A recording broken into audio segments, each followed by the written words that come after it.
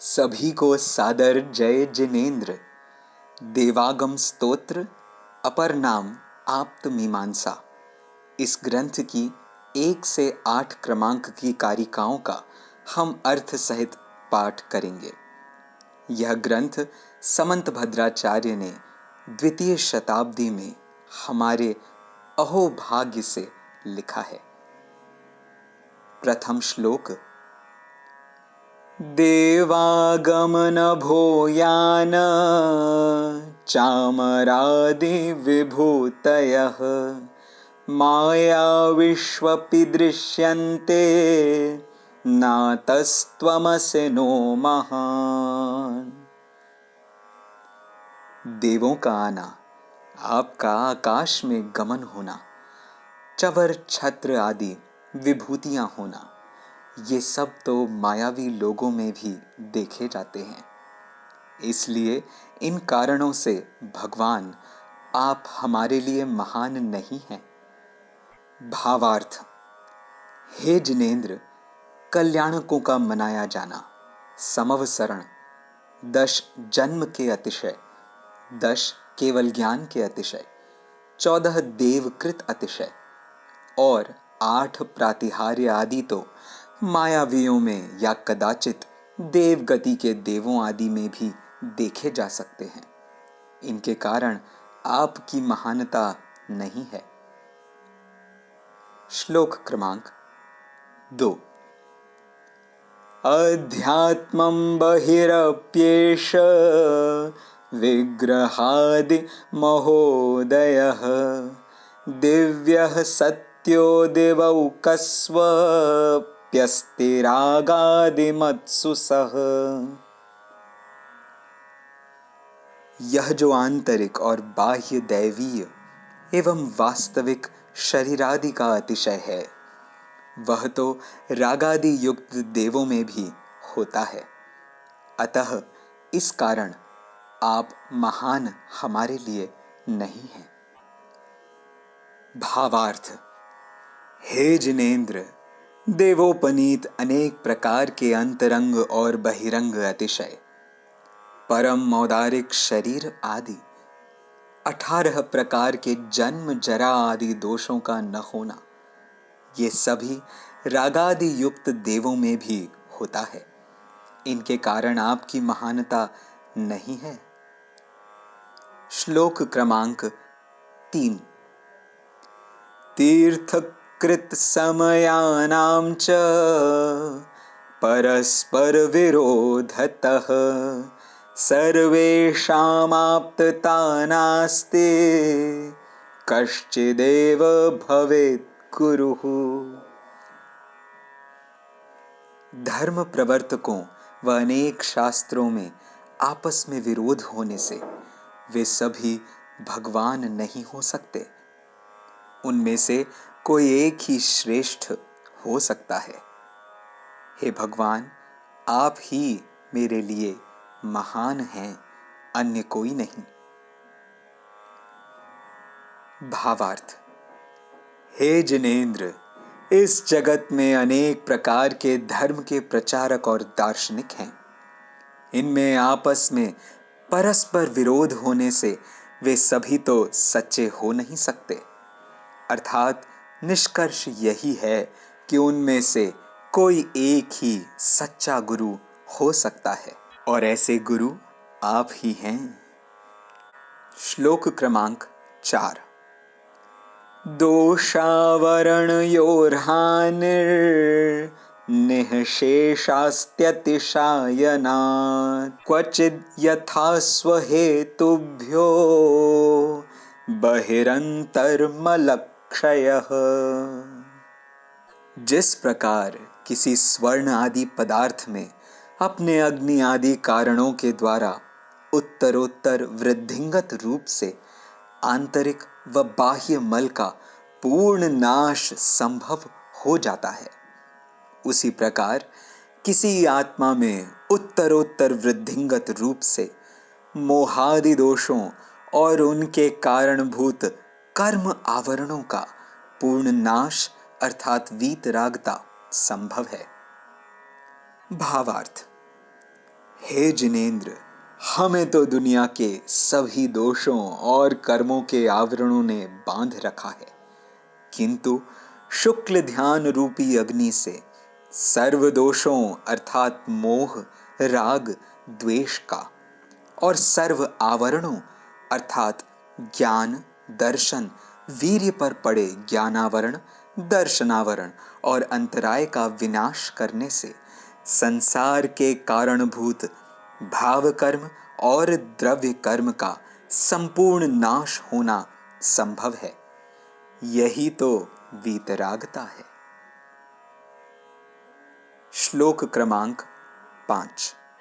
सूक्ष्मांतरित दूरार्थाः प्रत्यक्षाः कस्यचिद्यथा अनुमेयत्वतो ज्ञादिरिति सर्वज्ञ संस्थितिः। जिस प्रकार अग्नि आदि पदार्थ अनुमान के विषय होने के कारण किसी के लिए प्रत्यक्ष के विषय भी हैं, उसी प्रकार सूक्ष्म, अंतरित और दूरवर्ती पदार्थ अनुमान के विषय होने के कारण किसी के लिए प्रत्यक्ष के विषय भी हैं। जिसके लिए ये प्रत्यक्ष के विषय हैं, वही तो सर्वज्ञ है। इस तरह सर्वज्ञ के अस्तित्व की सिद्धि होती है। भावार्थ: हे जिनेंद्र, जैसे हमारे सामने न होते हुए भी हम अनुमान प्रमाण के माध्यम से अनेक प्रकार के पदार्थों को परोक्ष रूप से जानते हैं, वैसे ही जो परमाणु से लेकर महास्कंध को, अनादि अनंत काल को और सुमेरु पर्वत से लेकर अलोकाकाश को प्रत्यक्ष जानता है, वही तो सर्वज्ञ है। ऐसे सर्वज्ञ जिनेंद्र आप ही तो हैं। श्लोक क्रमांक 6। सत्वमेवासि निर्दोषो युक्तिशास्त्राविरोधिवाक् अविरोधो यदिष्टं ते प्रसिद्धेन न बाध्यते। वह सर्वज्ञ आप ही हैं, क्योंकि आप निर्दोष अर्थात वीतरागी हैं। आप वीतरागी इसलिए हैं क्योंकि आपकी वाणी युक्ति और रागम से अविरोधी है, अर्थात आप हितोपदेशी हैं। आपकी वाणी अविरोधी इसलिए है क्योंकि आपका अनेकांत शासन प्रत्यक्ष प्रमाण से बाधित नहीं होता है। इस कारण आप हमारे लिए महान हैं। भावार्थ: हे जिनेंद्र, शरीर एवं अतिशय आदि से आपकी वास्तविक महानता नहीं है। आपकी महानता वीतरागता, सर्वज्ञता आदि गुणों से और तर्क आगम से अविरोधी अनेकांतमयी वाणी से है। मैं आपको शत शत प्रणाम करता हूं। श्लोक क्रमांक 7। त्वन्मतामृत बाह्यानां सर्वथैकान्तवादिनां आप्ताभिमान दग्धानां स्वेष्टं दृष्टेन बाध्यते। वह सर्वज्ञ आप ही हैं, अन्य कोई नहीं, क्योंकि अन्य कोई निर्दोष अर्थात वीतरागी नहीं है।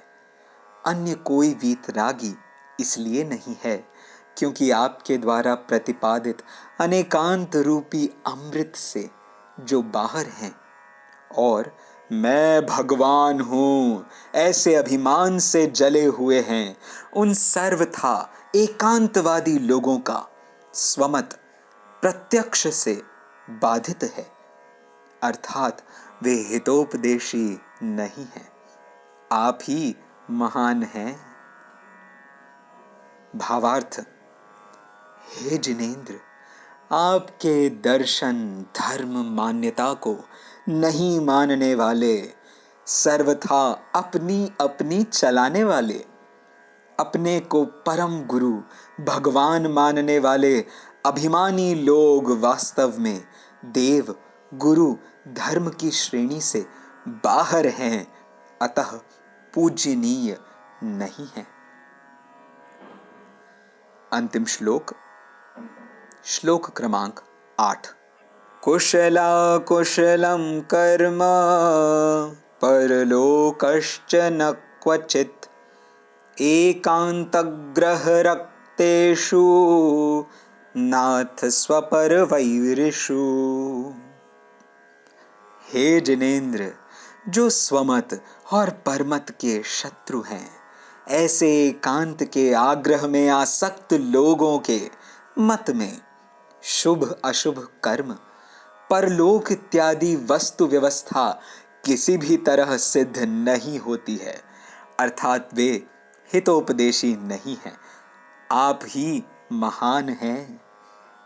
भावार्थ, हे नाथ, मिथ्या एकांतवादी जब देव शास्त्र गुरु की श्रेणी से ही बाहर हैं, तो उनके द्वारा प्ररूपित पुण्य पाप का स्वरूप, इहलोक परलोक का स्वरूप सच्चा कैसे हो सकता है?